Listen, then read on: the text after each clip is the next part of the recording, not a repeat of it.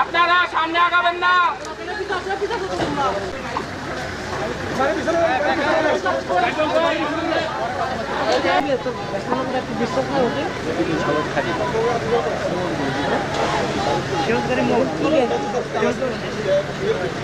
এলাকা ছেড়ে দেন, আপনারা সামনে আসবেন না।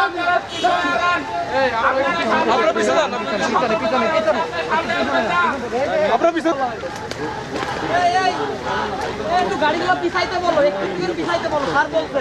রাস্তা ছেড়ে চলে যান, আমাদের বাধ্যকর করবেন না।